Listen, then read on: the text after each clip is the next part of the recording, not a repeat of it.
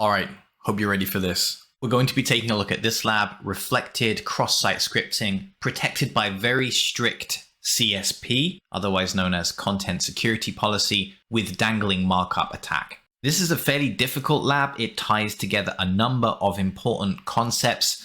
There is no decent explanation of this lab online. Hopefully after watching this video, you'll understand how and why everything works. Also, some of you are probably here because you've read the walkthrough, you know how to solve the lab, but you don't have access to Burp Collaborator because it requires a pro subscription to Burp Suite. We're not going to use Burp Collaborator in this walkthrough. I'm going to be using Burp Suite Community Edition to solve this lab. Another very common question which we will answer is, what is the relevance of this exploit server that Portswigger is forcing us to use to solve this lab? Let's start by taking a look at the lab guidelines. This lab uses a strict content security policy that blocks outgoing requests to external websites. To solve the lab, first perform a cross-site scripting attack that bypasses the CSP and exfiltrates a simulated victim user's CSRF token using Burp Collaborator. We'll bypass Collaborator. You then need to change the simulated user's email address to hacker@eviluser.net. You must label your vector with the word click in order to induce the simulated user to click it. For example, then we see an anchor tag with the text click me inside that HTML element.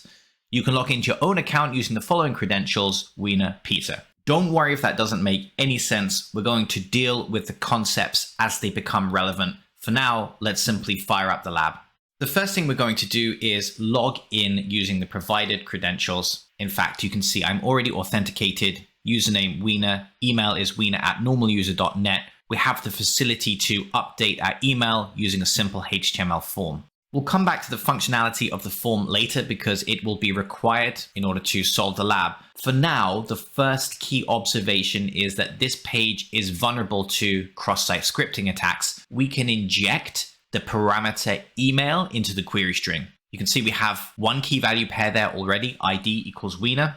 Let's use ampersand email equals, let's just call it test injection. Let's press enter. You can see we have the text test injection injected into the email field. Okay, interesting. It's not proof of cross-site scripting just yet. Let's inspect the DOM. Let's see where the injection point occurs in the page source. So inside a form, and you can see we are injecting into the value attribute of that input element. And also, very importantly, in the context of this lab, which is going to involve a dangling markup attack, the location of our injection is directly before a second input element that contains our cross-site request forgery token. More on dangling markup a little bit later. For now, just take note of the fact that we are right before an important piece of data. In terms of cross-site scripting attack, we're injecting plain text into the page. We can see the location is right at the end of an input element. The question is, can we break out of that input element and start injecting additional HTML elements? And the answer is yes. We'll be injecting into the email parameter in the query string in this case. So we'll make use of Burp Suite's decoder so that we can encode our plain text into URL encoding. We know that we're inside the input tag in HTML. The first step is to break out of that with a double quote, and we can end the input tag. Now let's see if we can inject our own tag. For example, image source equals, let's just provide a somewhat fake URL. It won't make a difference because, as we'll see, due to the content security policy, we're not going to be able to hit this route anyway. https://www.google.com/some image. So imagine this URL is actually an attacker-controlled endpoint. There's no real image there. The objective here is to harvest a HTTP request from the user's browser, and along with that HTTP request, exfiltrate information such as a cross-site request forgery token. For now, let's simply see if we can inject the image tag into the browser and whether we can get the browser to dispatch a HTTP request to the URL defined in the source attribute. So let's copy the URL encoded version of this payload. We will now replace test injection with our URL encoded payload. Let's press enter. Now, as you can see, we didn't technically need the trailing double quote and closing right angle bracket. Those are now rendered to the page as plain text. But note what we do have. We have a place in the page where the browser is clearly expecting to load up an image. Let's inspect that element. We've injected an image tag, and the source of that image tag is google.com/some image. No image is retrieved because the HTTP request was never dispatched. If we head over to the DevTools, we can see that there is an error in the console. In particular, look at this error. Content security policy. The page's settings blocked the loading of a resource at our injected URL, google.com/some image. The browser has prevented us from dispatching an external HTTP request to retrieve the image. So if we're the attacker listening at this URL, so instead of google.com, it's evilhacker.com, we're waiting for the user's browser to dispatch that HTTP request to our listening endpoint. It's never going to happen because the CSP in the user's browser is preventing the user from dispatching that HTTP request in the first place. The next question is, why is that happening? We know that normally we can send external HTTP requests to retrieve an image. And the answer is the CSP is defined in the headers that are returned from the page itself. Let's have a look at that. If we head to the Network tab, let's reload the page, and we can see our initial HTTP request to /my account. On that first tab there, we can see the headers as part of the response. Notice this section here, response headers, content security policy. This is one of the headers included in the HTTP response from the server. And we have some key value pairs. For example, default source, self, object source, none, style source, self. In this case, image source self is a directive to the user's browser saying only load images from the local host. In other words, it can retrieve an image from its own domain, but it can't send an external request for an image. So this is why in the lab title, we're told that this particular lab is protected by a very strict content security policy. We can see that CSP defined here, and it's part of the headers that are returned from the server and instructs the user's browser to behave in a very specific, secure way. Our objective is to bypass that. We may not be able to bypass that automatically, but we can leave a link on the page that the victim may click, which then causes the attack to be executed. We know as a general guide that automated attacks are always going to be more successful than attacks that involve user interaction where a button needs to be clicked. In this case, it's a bypass. It's the best that we can do given this very aggressive content security policy. Okay, let's work on our attack vector. Instead of an image, we're going to be making use of an anchor tag. Anchor href equals. Let's keep our same domain for now. In fact, we'll just use www.google.com. We were instructed in the lab guidelines that we need to label this with click me. We'll see why a little bit later in the lab. For now, we're just going to inject an anchor tag, see if we can get that through into the lab. We actually saw that we don't need to close our tag in this case. Let's just delete what we had previously. And let's now copy our new URL encoded string into our lab. Same as before, we're going to be injecting into this email parameter. So you can see now that instead of injecting an image, we have injected an anchor tag or a hyperlink. If we click that, we're now going to be navigated to www.google.com. So you can see, although an image won't dispatch a HTTP request to an external resource, we can actually link to an external site. Once again, I'd like you to imagine that this is not google.com, but this is our attacking endpoint, evilhacker.net. And certainly some information will be sent by the browser along with this HTTP request after the user clicks the anchor tag, but nothing that's going to make the user vulnerable. We want to ensure that certain information is also sent along with this request to evilhacker.net. So here is where the dangling markup section of the attack begins. So we're going to inject another element here as well. We're going to close our anchor tag. We're also going to inject a base element with a target attribute. Taking a look at the MDN docs, we can see the base HTML element specifies the base URL to use for all relative URLs in a document. Now, we're not using it for that purpose. We're using it because we want to make use of the target attribute. You see, ordinarily, we might specify a href attribute to signify the base URL. We're not going to do that, however. We're going to leave the URL as it is, and we're simply going to specify the target attribute, a keyword, or more importantly, an author-defined name of the default browsing context. In other words, when the new tab opens after the user clicks the link, the new window is going to have a window.name attribute. In fact, let's just demonstrate that with a very benign payload. If we head back to Burp Suite, we're going to say base target equals Zenshell. And we're also going to visit a slightly different URL just because I think Google may protect against this. So we're going to head to zenshell.ninja, which is a URL that I own. Let's copy the URL encoded payload, and let's now inject that into the email parameter in the query string. Let's visit that URL. We should see click me loaded up on the page. If we follow that link, we should be directed to zenshell.ninja. There's no site here at the moment.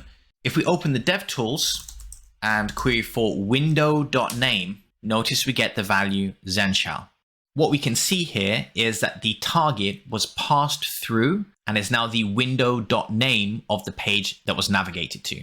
So what is a dangling markup attack? Well, we can see we're passing through a string here. If I delete this second double quote, then that string is still opened. In fact, the page source is going to assume that everything after the target attribute is part of the target attribute until it reaches the next double quote. Do you remember what was right after the input field that we were injecting into? Another input field with the victim's cross-site request forgery token. What happens when we follow the link and have a look at window.name in the new window that opens? We get parts of the page source. We get that input tag along with the cross-site request forgery token of the user. The difference now is that we are on an attacker-controlled domain, so we can send HTTP requests to wherever we want. Now, I did find out that this exploit does actually work on Firefox. I found that Chrome seemed to be more consistent, and it's for this reason I actually switched to Chrome to demonstrate this exploit. But upon looping back, Firefox did seem to work in the same way as you'll see in Chrome right now. Taking a look at the DOM in Chrome, we can see the results of this dangling markup. We have our base element, we have target, we have open double quote, and inside that double quoted string, we can see page source being included. And most importantly, we can see the CSRF field included as part of that base target attribute. Okay, so what happens if we follow the link? We get directed to our page. Let's fire up the console. If we type window.name, notice we get all of that page source as part of the window.name. This shouldn't have been included, but since we left that open double quoted string, we've actually managed to send the cross-site request forgery token when the user clicks on that hyperlink. So the point here is it's stored in window.name. So if we imagine in the context of an attacker-controlled site, we're now able to take that window.name and we're able to send it to our listener, or we're able to access that window.name in any other way we want to. It could simply be a case of storing it in a database entry somewhere. After all, the victim is on an attacker-controlled domain. So returning to the lab guidelines now, at this stage, we should have access to all of the foundational knowledge that's required in order to understand this exploit. We're going to be following through the solution and explaining the solution. So first of all, we're required to make use of Burp Collaborator. The point of Collaborator is to have some type of attacker-controlled listener. So when that cross-site request forgery token gets sent to a specific URL, it's actually going to be the Burp Collaborator URL. So we'll skip that step for now because we're not going to be using Burp Collaborator. The next step is to head to the exploit server and copy in this payload. So back in the lab, we can follow this link, go to exploit server. Now, one of the most common questions in any Portswigger lab that has an exploit server is, what is the exploit server? The simple answer is that the exploit server represents an attacker-controlled page. And as a general guide, we can split the Portswigger cross-site scripting labs into two categories. The first is where the victim is visiting a page that's not controlled by the attacker, but has perhaps been manipulated in some way by the attacker. And the second flavor of cross-site scripting attack is where the victim, first of all, lands on a domain that's fully controlled by the attacker. So we have the domain evilhacker.net. This is the code that's going to be on that page, evilhacker.net. As for the body of that code, we're given a template in the Portswigger solution. Let's walk through this bit by bit and see what it does. So we have a script. If window.name. Now at this stage, you should hopefully recognize window.name. This is going to be something that exists after the user clicks our link, and we have that base element with the target attribute, and inside that target attribute is all of this page source, including the cross-site request forgery token that shouldn't be there. So post-exploit, window.name will exist, but the first time the victim lands on the attacker-controlled page, window.name is going to be blank. So let's start by looking at this else block of code. So this is what's going to be executed first before any exploitation has taken place. We have the directive location equals. This is JavaScript that is going to redirect the user's browser to the URL given as the value here. That's going to be our lab page. So imagine that our user is coming here. This particular page is not fully controlled by the attacker. It doesn't belong to the attacker. But when we look at where the victim is being sent, we're seeing that this specific URL takes advantage of the cross-site scripting attack vector. Remember that email param was vulnerable. Let's copy this script and paste it into Burp decoder. We're going to choose the option decode as URL. Location equals your lab ID. So we need to include the lab ID of the lab that we have an active session with. Then we can see after the beginning of the query string, we have the email param. We have that same cross-site scripting attack vector that we've had a look at earlier with the open double quote at the end of the target attribute. So this is the cross-site scripting dangling markup exploit. Now, where is the link in this case? The exploit server is the location of the original attacker-controlled domain. So the flow of this is victim visits the attacker-controlled domain. The JavaScript on that page redirects the user to the lab page, including the cross-site scripting dangling markup attack, which then generates the click me box on the lab page. Victim interaction is required at this stage, but assuming that the victim does click the click me button, the victim is then sent back to the original attacker controlled domain in a window that has the window.name property of all of the dangling markup, including the cross-site request forgery token. Since the victim has been sent back to the original domain, this JavaScript logic starts executing again. If window.name, well, now there is a window.name. So we enter the first block of code, new image. This creates a new image, not attached to the DOM, but an image doesn't need to be attached to a DOM in order for the browser to automatically send a HTTP request for that image. So as soon as we set the .source property on this new image, a HTTP request is sent to Burp Collaborator, that's the listener, and concatenated to the URL after the query string is the window.name. We can see it's been URL encoded. So the listener receives a HTTP request from the victim's browser, and as part of the query string for that request, we have all of that dangling markup, including the cross-site request forgery token. We can now use that as the second part of our attack, which we'll get to a little bit later. The first step is to replace the values in this payload with the appropriate values. And obviously we're not making use of Burp Collaborator, so we need to figure out what we can do there. So let's start with the easy part. First of all, the victim needs to be directed to our lab. So we can grab the lab ID from our lab instance. We simply copy that and we can paste that where it says your lab ID. So now we know the victim is going to be directed to our instance of the lab. Once the victim clicks the click me button, they need to be sent back to our exploit server. That's this page here that we're crafting. And we can see the exploit server ID here. So we have exploit hyphen followed by a number, then .exploit hyphen server, which is always going to be the same. So where it says your exploit server ID, going to delete this and we're going to paste our exploit server ID.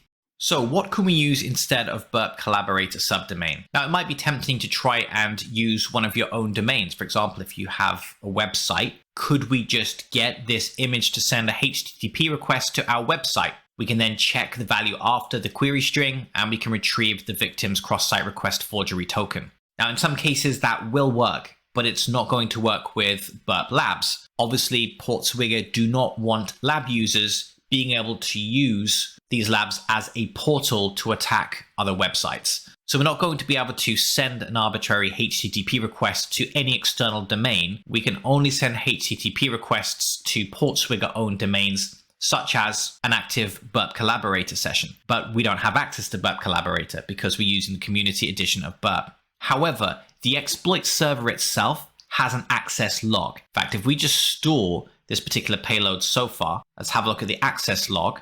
Any HTTP requests that hit the access log are also going to be stored here. In other words, this is essentially a type of Burp Collaborator. It's a type of listener. So we can actually reuse our exploit server ID. So we're going to send the image request, going to set the image.source. Instead of Burp Collaborator subdomain, we're going to send it once again to our exploit server. This time we need to copy the entire URL of the exploit server, and we're going to paste everything up until the query string. So it's important that we keep that question mark, because if we don't have the question mark, we're probably going to get some kind of 404. Obviously, everything after the question mark doesn't impact the location of the root. It simply adds or appends additional data to the root via the query string. So the question mark is very important there. So once again, let's click store. And if you want, you can follow this through before delivering it to the victim. So for example, if we click view exploit, first of all, we land on the attacker controlled page, but then we immediately get redirected to the lab itself. So here we are at the lab. You can see at the moment, we don't have an active session. So let's log in. And in some senses, the attacks failed simply because we didn't have an active session. So let's head back to the exploit server. Let's choose view exploit. This time, take a look at where we get redirected.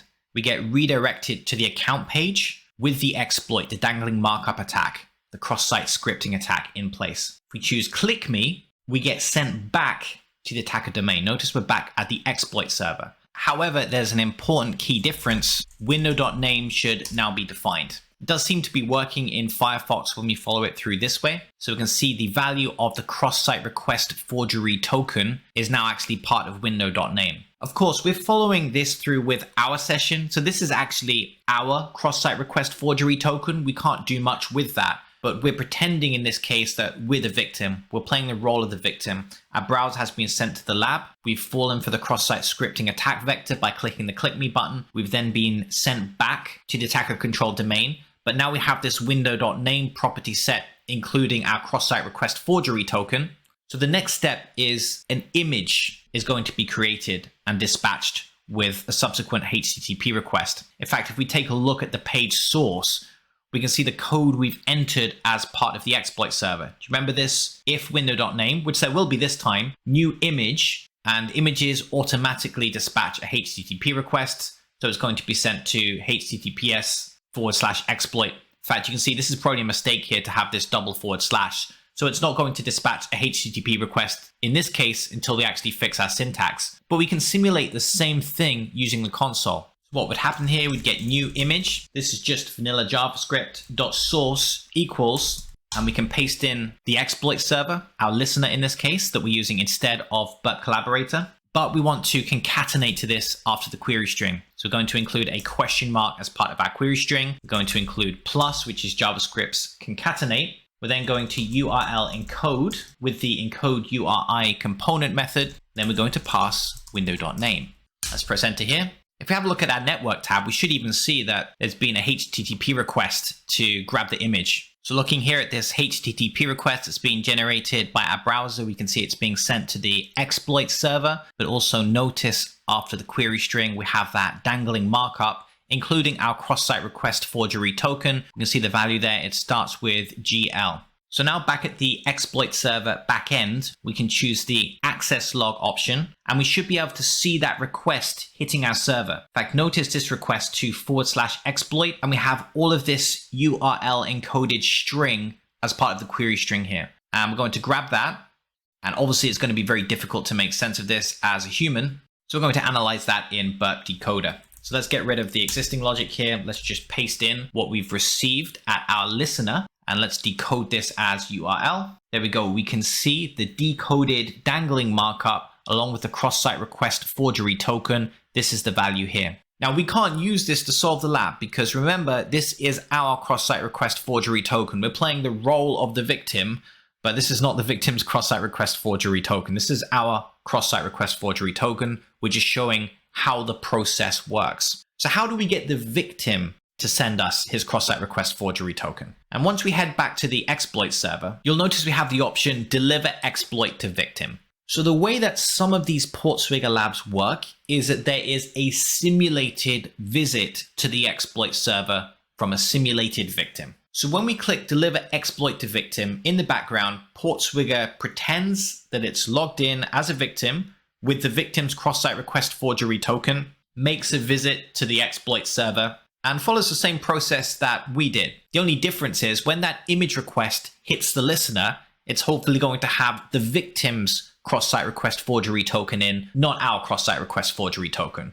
We can then use that token as part of a cross-site request forgery attack. Now we know we had a small problem with our syntax, so before we deliver to victim, let's just remove the // here. Everything else looks good. We'll soon find out if it's not. Let's choose the store option and let's choose deliver exploit to victim. Page takes some time while it simulates the victim visiting the exploit server. Victim's going to be sent to the lab, it's going to be sent back to the exploit server. It's going to dispatch that image request. And if everything works, we should see that image request hitting the server in the access log. So here are the requests coming into the access log. We're looking for something with a lot of URL encoded characters. So we had the first example here, that was us sending the image request. We have another HTTP GET request with a lot of URL encoded characters. This is very likely our victim's cross-site request forgery token. So really, it's just a very, very long HTTP requests that come in because all of that dangling markup is after the question mark as part of the query string. So they're longer than all of the other HTTP requests. So they really stand out here. Let's copy that back to Burp. Let's paste it into decoder. And we can see here in the markup, the cross-site request forgery token. It's different from the value we had. That's a fairly good indication that this is the cross-site request forgery token of the victim. Let's grab that. Let's paste it into a text document. Keep in mind that this is only valid for the length of the session. If your lab does time out, you're not going to be able to reuse this cross-site request forgery token. And you certainly can't use the one you see on the screen right now. For your lab, it's going to be a different version of this token. So you do need to retrieve this token yourself. So now we've stolen the cross-site request forgery token, we enter the second part of the lab, which actually involves a cross-site request forgery attack. And it's to do with the functionality of changing an email. Let's just explore the basic functionality of this. So we can see our account, we have an email, and we should be able to change this to a different email. So let's change it to new email at email.com. Let's click update email. Then after the account page refreshes, we can see that we've changed that email successfully, presumably by means of a HTTP post request. Checking out Burp Suite, we've located the post request. It's to /myaccount/change email.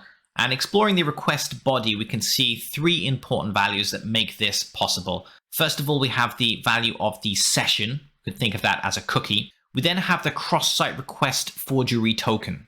We've stolen that so we can make use of the victim's cross-site request forgery token instead of ours. And the objective of the lab is to change the victim's email to something specific. So it's very clear what we set email to. It's very clear what we set cross-site request forgery to. What about session? What can we change that to? Because it may be tempting just to send this to the repeater. We know the victim's cross-site request forgery token. In fact, it should still be copied to our clipboard. So we can simply delete this cross-site request forgery token.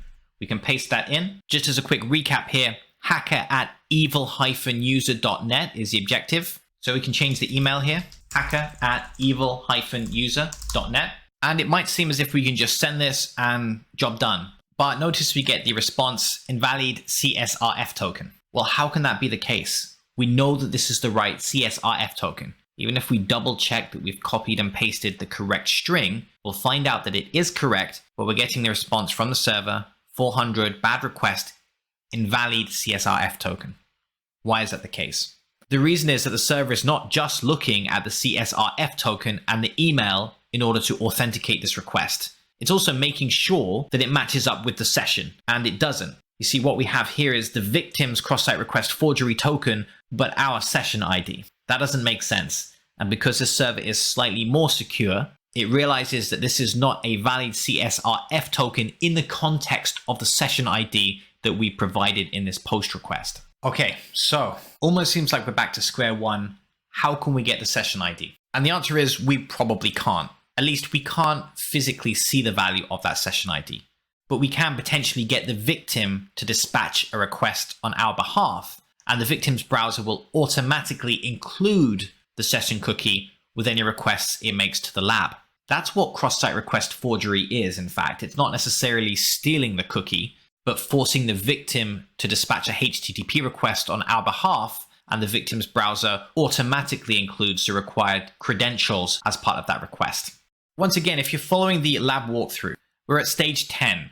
Right-click on the request, OK, and from the context menu, select Engagement Tools, and then generate CSRF Proof of Concept. The pop-up shows both the request and the cross-site request forgery HTML that is generated by it. OK, no problem. Right-click, Engagement Tools, generate cross-site request forgery proof of concept. OK, we have a problem. For the second time, the lab solution appears to rely on a pro version of Burp Suite. We can't follow the walkthrough unless we have Burp Suite Pro.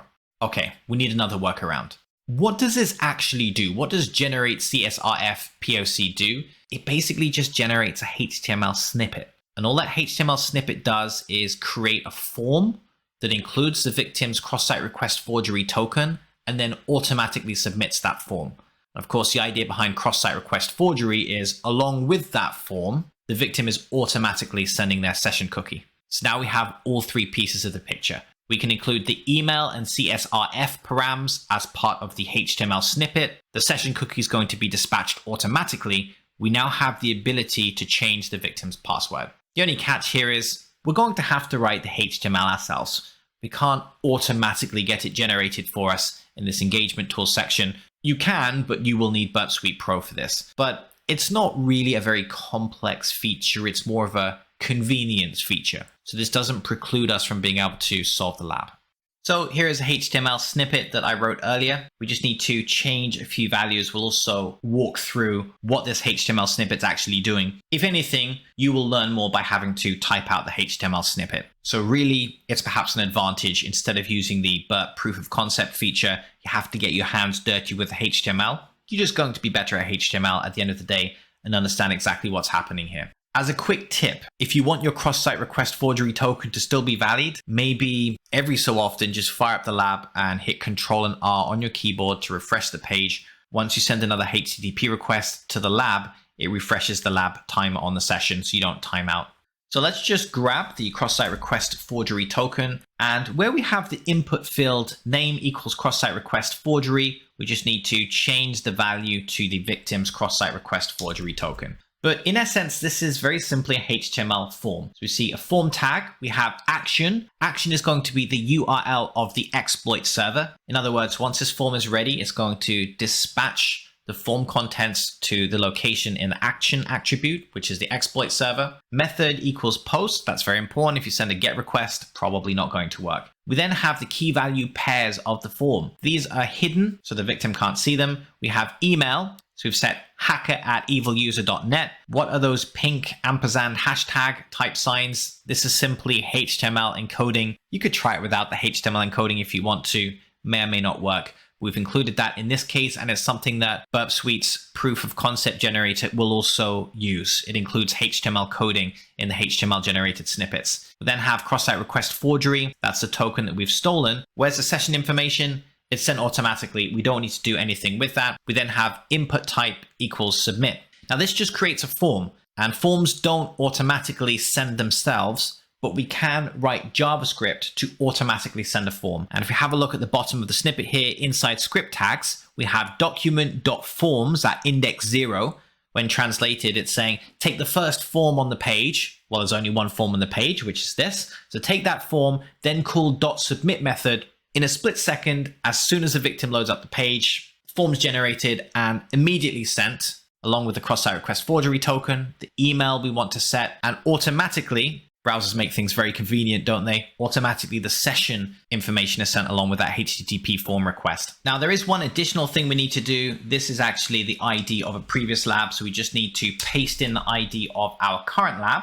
We're then going to copy the HTML snippet, then we're going to head back to the exploit server. So this time we're going to paste different code into the exploit server. This is the second part of the attack. So the first part of the attack was stealing the cross-site request forgery token. The second part is then manipulating the victim's browser into changing their email on the account by making use of the stolen cross-site request forgery token. So we're going to choose the store option to save this on the attacker control page. We're then going to pretend the victim visits the page again. This form is going to be submitted automatically. Let's choose deliver exploit to victim, and we get the message, congratulations, you solved the lab. Now you might wonder, given that the session information was sent automatically by the victim's browser, why wasn't the cross-site request forgery token sent automatically by the victim's browser? What exactly is the difference? A session cookie or a session ID, it's something that gets sent with every request. The browser will automatically append that. A cross-site request forgery token only exists on a specific page. So for example, remember this change email field? Well, if we inspect the DOM, we'll see there is a field here in the page source that automatically includes the cross-site request forgery token along with the form post. But remember, we're actually exploiting the victim when he visits the attacker-controlled domain. It's from there that he's sending the request to change his email. Even if we have control over the victim's browser, when he's at the attacker-controlled domain, we can't force his browser to retrieve the cross-site request forgery token because it simply doesn't exist anywhere on that page. That's why we have to steal the cross-site request forgery token ourselves, but the session cookie, we can get the victim to send that on our behalf. That's cross-site request forgery, sometimes referred to as session riding or session hijacking. Now that brings us to the end of the lab. So if you've understood everything, great. But I think it's a great idea to summarize everything, explain how this exploit would work in practice, and why the lab solution is not necessarily the most efficient way of handling this exploit. It's been written that way for a reason. It may be to make solving the lab a little bit easier, but there's actually a much more efficient way of executing this whole attack. So starting at the beginning, victim visits attacker control page. So that could even just be because they've clicked a link in their email, for example. Attacker controlled page redirects victim to the lab website using a vulnerable cross-site scripting attack link. And we saw that that creates a click me button, but also it adds a base element to the page. And that base element has a dangling target attribute. And that dangling attribute causes page source to leak when hyperlinks are clicked on the page. So the victim then clicks the hyperlink, the click me button, and that redirects the victim's browser back to the attacker controlled domain. But there's a key difference. Now the victim's browser has the window.name set to the leaked page source, and we know that that includes a cross-site request forgery token. Now in the lab, the attacker controlled page, upon seeing that window.name exists, creates a new image, which then dispatches a HTTP request to a listener. And in the lab, we retrieved the contents of the CSRF token from that listener, and we used that to craft another attack, which would require the victim to visit the page a third time. The first, perhaps by clicking a link. The second, also by clicking the click me link. But in order for this attack to work, the victim has to come back a third time after we've manually changed the page source to include that HTML snippet. That doesn't really sound like it's a very effective attack in the wild, but that's not really what this lab is for. The lab is to understand what's taking place. If you think about it, we control the domain anyway. We can run any arbitrary code we want to. In other words, when the victim is redirected back to the attacker controlled page for the second time after clicking the click me link, at that stage, we can write JavaScript that extracts the CSRF token and immediately generates a form that changes password and attaches that CSRF token. So in the wild, there is no need for that third visit to the page. As soon as the victim clicks the click me link, everything is automated from that point onwards. CSRF token is extracted, form created, dispatched to the lab, victim's password changed. A final thing to keep in mind here, just to tie everything together, is there's a reason why we had to jump through so many hoops. It's not always this difficult to execute a cross-site scripting attack, but we saw that we were limited with the amount of data we could exfiltrate from the lab site as a result of a very strict content security policy. So the real objective of this lab is to demonstrate how you can still launch a very successful attack, even if there's a strict content security policy in place. And we've seen an example of how an attacker might bypass that content security policy and still exfiltrate important data from the page, making use of the dangling markup attack as we've seen. All right, I really hope everything's clear. Portswigger did mention that they would prefer these videos to be 15 minutes or less in length, so apologies for that. Honestly though, I think if you created a lab walkthrough for this particular lab in less than 15 minutes, then that's because it's not a very good walkthrough. Just my 2 cents. Hope you enjoyed it, guys. Thanks very much for watching.